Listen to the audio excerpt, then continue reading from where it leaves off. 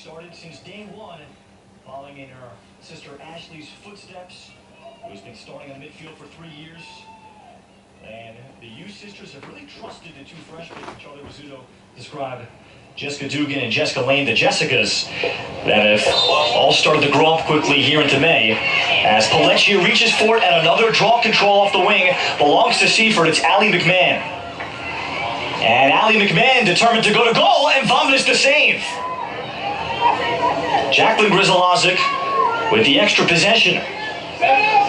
It's a good rebound, though, situation, just being there at the right time and picking up the ball so that you can get another possession. You got 3 minutes here, now you can really try to get a good shot off. McMahon, and a nice play there to rake it to herself, but then she lost it, and coming up with it will be Ashley Dugan. And Emily Vombis has had a lot of opportunities here to get saves, and she's done her job. I think that she's gotten the stops that she should get, and the goals that have gone past her have just been good shots. So that's what you want from a goalie.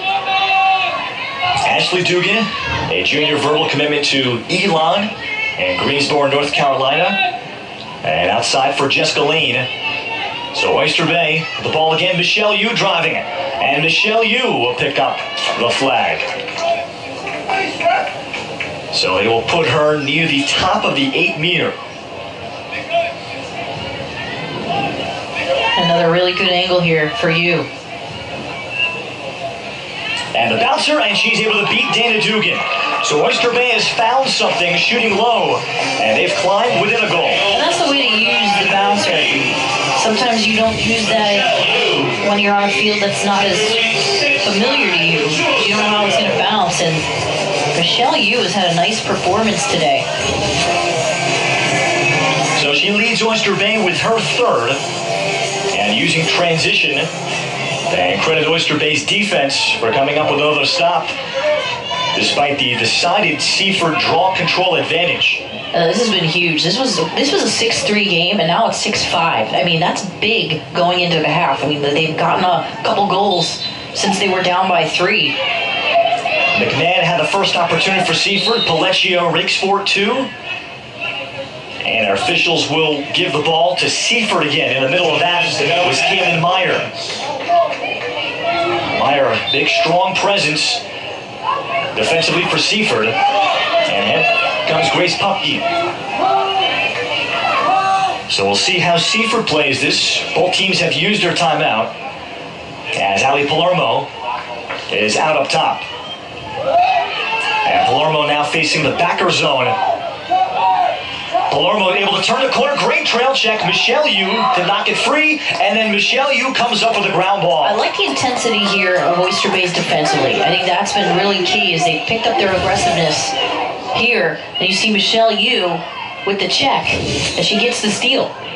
This is what gives them the opportunity to go down the other end.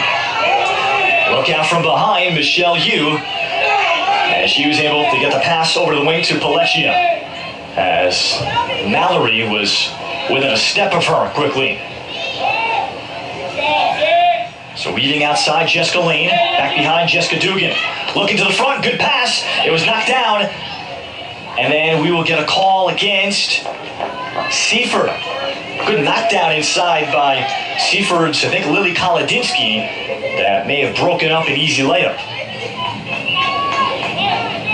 So Oyster Bay will keep it and work it down low as we approach the final minute. Feed to the front, this one knocked back. Good defensive job there done by Allie McMahon. I'll make that actually 22, Molly Van Dusen. Nice job getting a piece of it. Van Dusen is the vocal leader of this team. A coach on the field, good pass inside, and we are tied. There's the cut from Shelby Cook, and Oyster Bay has climbed out of a 3-goal deficit. That's just huge. This was 3 quick goals within the last few minutes, and just nice patience and an ability to keep the possession alive. And Shelby Cook, this time the recipient from Vanessa Yu, and she finishes strong. And that's the way to keep getting it back and staying with the 50-50 balls, and that's her 26th goal this season. And She's a player who's evolved a lot. She's done a great job vocally as a leader, and now she really steps up when needed and adds that senior leadership. This team has some players that are seniors, which I think has been pivotal for them all year. Oyster Bay 3 in a row, and they get the draw control from Shelby Cook, and they've scored 4 of the last 5. One of the main reasons why we are even here today, how the Oyster Bay program began, came from the Cook family, among several others that helped push the idea of girls lacrosse in the community. Michelle Yu tried to squeeze through, and the bounce shot missed. However, she picked up the flag. And they will back her up straight on. Starting the program, Shelby Cook's mom emailed a letter to the girls in the community when they were all in elementary school around 2nd grade about starting lacrosse. And here is Shelby Cook now in her senior year. Michelle Yu, and gives Oyster Bay the lead. Wow, you got to be so happy if you're Charlie Rizzuto with your team's resilience to come back from a 3-goal deficit and then take the lead going into the half. I mean, this is a team that has really turned it on the last few minutes, and they've pumped out offense when needed. And that's the kind of game that you expect in a game like this. Michelle Yu really stepping up big. Her 4th consecutive free position tallies for Michelle, and this is Oyster Bay's first lead of the afternoon. They're playing with a sense of urgency, and that's what you've got to do in a game that's going to lead to a championship game.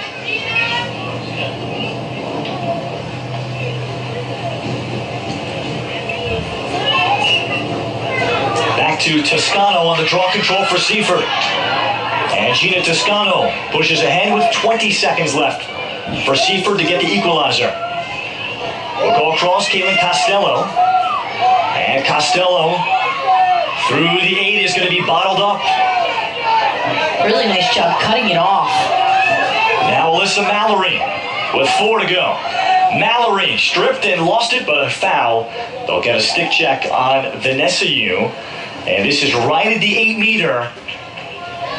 Or they'll call it just outside, but they'll have to give her some space. So Emily Vonvis may have to make one more save.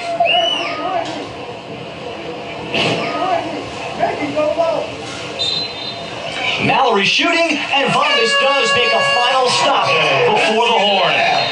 That's just the first half of what promised to be a very exciting game in the 2-3 semifinal in Nassau County Girls Class C. The open player, she'll get the assist, and now is in there again on the draw circle, but Vanessa Yu to pick it out. And she'll use that speed of hers to create opportunities for her teammates. Jessica Lane on the physical Lily Kolodinsky, and Kolodinsky will pick up a foul. Kolodinsky, 2 older brothers that were big-time football players at Seaford, so aggressiveness is not going to bother her.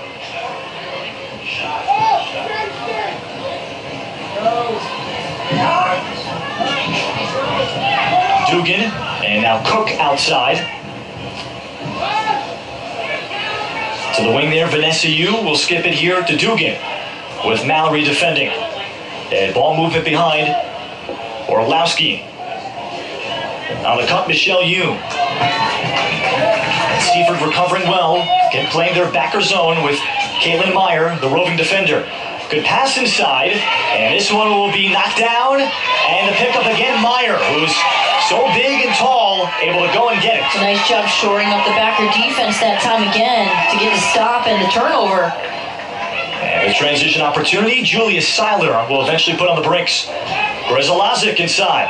And looking to feed inside Caitlin Costello, and Vonvis did well to become an extra defender and bother the pass. Yeah, that's the way that Vonvis is smart. That's where you have to be a smart goalie to know when to stay in and when to come out a little bit. And it just shows that she's heady. Emily Vonvis, Charlie Rizzuto telling the story. She is such a student of the game. She'll watch games online, highlights online. She'll watch games on Fios all day. She is absorbed with watching lacrosse, and it's paid off, and now in her 3rd year starting. Good crease roll inside, and Julia Seiler will pull it back. But I think that helps. When you're a student of the game, it really helps you just know how to read things. On the drive, Caitlin Grizzolazic. So she's able to turn the corner and beat the defender.